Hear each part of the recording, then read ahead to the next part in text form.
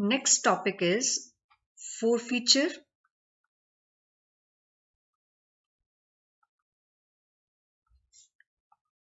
In case of oversubscription, मतलब हमारे पास over subscription भी है और फोरफिट भी करने हैं हमको शेयर्स, ठीक है। अब इस केस में let us take an example and then solve it. Navlakshmi Limited issued prospectus inviting application for 50,000 shares of rupees 10 each.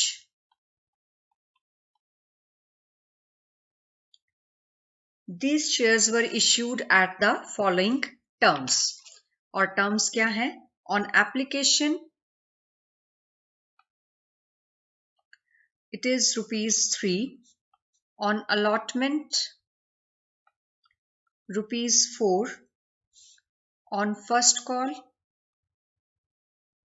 it is rupees 2. And on final call, the balance. तो 10 rupees का है, 3 + 4 7 and 2 9, final call पर रह गए rupees 1. Okay, applications were received for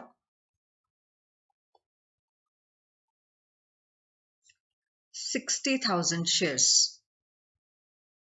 और हमें दिया हुआ है, साथ साथ बना लेते हैं हम, shares applied, share allotted.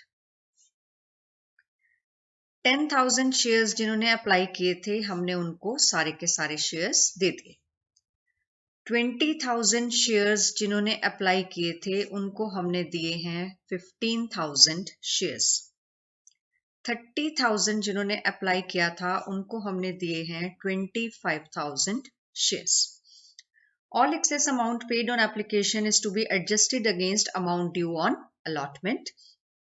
The shares were fully called and paid up except the amount of allotment first and final call not paid by those who applied for 2,000 shares of the group applying for 20,000 shares.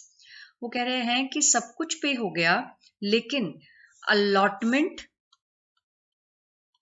First call और final call ये नहीं पे हुई। कितने shares पे? जिन्होंने 2000 के लिए अप्लाई किया था और कौन सी कैटेगरी में? 20,000 शेयर्स अप्लाई वाली कैटेगरी में, यानी कि ये वाली कैटेगरी, ठीक है। तो जब शेयर्स की अमाउंट नहीं आने की बात होगी तब हम इसको करेंगे। अभी पहले हम सिंपल जो मैंने आपको प्रोडेटा की टेबल सिखाई थी पहले वो बनाएंगे, ठीक है। All these shares on which calls were not paid were forfeited. 1,000 shares were reissued as fully paid up on receipt of rupees 8 per share. तो सबसे पहले shares applied लिखते हैं हम, फिर shares allotted लिखते हैं, then हम निकालते हैं excess application money. Okay, excess application money 10,000 जिन्होंने अप्लाई किया था उनको allot भी 10,000 हुए तो there is no excess. 20,000 जिन्होंने अप्लाई किया था उनको allot हुए 15, तो एक्सेस कितना है इनका? इनका एक्सेस है 5,000, तो 5,000 एप्लीकेशन इनके पास ज्यादा हैं, तो 5,000 के ऊपर एट द रेट रुपीज 3 कितना हो गया? 15,000 एक्स्ट्रा हो गया इनके ऊपर। यहां 30,000 वालों को हमने दिए हैं 25, तो बचे कितने? 5,000। 5,000 के ऊपर अगेन 3 रुपीज के हिसाब से 15,000 रुपए फालतू आए हुए हैं हमारे पास। ये वो मनी है जिनको हमने शेयर नहीं दिए थे लेकिन उनका पैसा पहले से आया हुआ था, ठीक है। इनको कोई अलॉटमेंट नहीं हुआ। 20,000 माइनस 15, 5 into 3 15, और 30 माइनस 25 अगेन 5 into 3 15। अब इसमें से हमने देखना है कि एडजस्टेड ऑन अलॉटमेंट कितना है। इसको 10,000 शेयर अलॉट हुए थे लेकिन इसका कुछ भी एक्सेस नहीं था, तो यहां पर कुछ भी एडजस्टमेंट नहीं है। इसको अलॉट हुए थे 15,000 शेयर और इसका एक्सेस कितना है? 15,000। अलॉटमेंट मनी का रेट कितना है? 4। तो ये 15,000 पे 4 रुपए के हिसाब से इसको 60,000 रुपए देने हैं।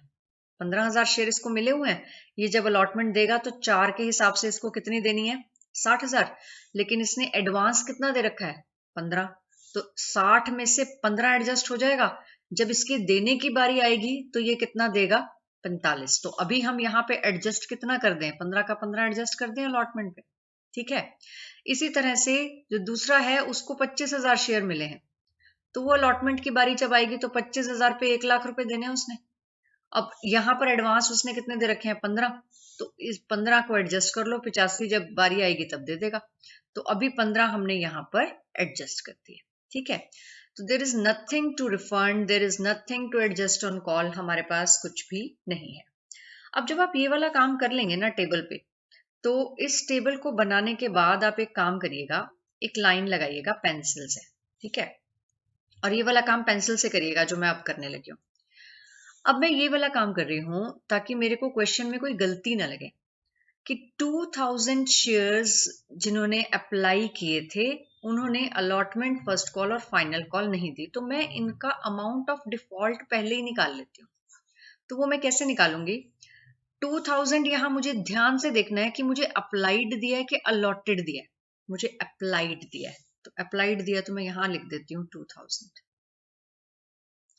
अब कैटेगरी उसने मुझे बताया कि ये इस कैटेगरी में फॉल करते हैं, तो इस कैटेगरी की रेशियो क्या थी, 20 के बदले में 15, 20,000 के बदले में 15,000, कि जिन्होंने 20,000 के लिए अप्लाई किया था उनको हम कितने शेयर दे रहे हैं, 15,000 दे रहे हैं। तो 2,000 वाले को कितने देंगे, इक्वेशन लगानी आती है। 20,000 वालों को हमने दिए 15,000, 1 को देंगे 15/20, तो 2,000 को कितने देंगे, तो कितना आ गया जी, 1500 आ गया हमारे पास। तो इसका मतलब 1500 शेयर इनको अलॉट हुए होंगे। अब इनका एक्सेस कितना था, 500 शेयर इनके पास एक्स्ट्रा थे जिनकी एप्लीकेशन मनी इसने दी, तो 500 गुना 3, 1500 रुपए इसने एक्स्ट्रा दे रखे। जब अलॉटमेंट देने की बारी आएगी तो ये 1500 शेयर इसको जो अलॉट हुए हैं, अलॉटमेंट मनी तो ये उन्हीं पे देगा ना। तो अलॉटमेंट मनी इसकी ड्यू कितनी बनती थी, 1500 गुना 4, 6,000। 6,000 में से ये ऑलरेडी कितनी दे चुका है, 1500 दे चुका, जो हम एडजस्ट करेंगे। तो इसका मतलब इसका डिफॉल्ट कितने का हो गया, 4500 का इसका डिफॉल्ट हो गया। समझ में आया। So this is the amount of default which he has not paid at the time of allotment. तो अब जब हम एंट्री स्टार्ट करेंगे तो हम सबसे पहले एंट्री करेंगे bank account debit to share application. ये अमाउंट यहां निकालने से आपका बहुत सारा काम इजी हो जाएगा। बैंक टू शेयर एप्लीकेशन, कितनी एप्लीकेशंस आई थी, 60,000, तो 60,000 into 3, 1,80,000। Share application account debit 1,80,000 to share capital to security premium.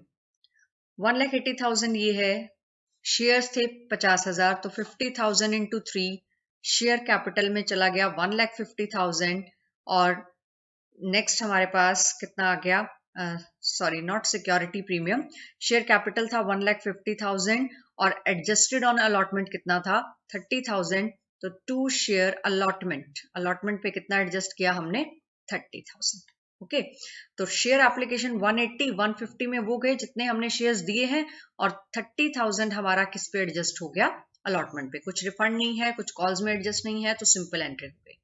इसके बाद हमें नेक्स्ट एंट्री करनी है अलॉटमेंट ड्यू करने की। Share allotment account debit to share capital. Allotment कितने की है हमारे पास, 50,000 शेयर्स के ऊपर 4 रुपए की अलॉटमेंट है, तो 50,000 इंटू 4, 2 लाख से ड्यू हो जाएगी। अब आपको निकालना है कि अलॉटमेंट पे मनी कितनी आई, तो यहां निकाल लेते हैं हम कि अमाउंट ड्यू कितनी थी, 2 लाख। 2 लाख में adjusted at the time of application, application के टाइम से कितनी एडजस्ट हुई हमारी, ये हमारी एडजस्ट हुई देखो यहां से 30,000, तो कितना बच गया हमारे पास 1,70,000। अब इसमें से हम माइनस करेंगे वो मनी जो कि नहीं आई, जो डिफॉल्ट किया, किसने डिफॉल्ट किया, जो हमने यहां निकाला था। तो ये डिफॉल्ट कितना था 4,500, तो लेस कर देंगे हम इसमें से डिफॉल्ट, क्योंकि ये भी नहीं आया अलॉटमेंट पे। तो अलॉटमेंट पर आया कितना 1,65,500। आई रिपीट, हमारी अमाउंट ड्यू थी 2 लाख, इसमें से 30,000 एप्लीकेशन के टाइम पर एडजस्ट हो गई थी, बची कितनी 1,70,000। इसमें से 4,500 का डिफॉल्ट हो गया, तो हमारे पास आया कितना 1,65,500। तो हम एंट्री करेंगे bank account debit to share allotment 1,65,500। इतनी अमाउंट हमारे पास कहां पर आई, ये अलॉटमेंट पर आई। ठीक है, अब हमें क्या करना है, हमें फर्स्ट कॉल को ड्यू करना है। ठीक है,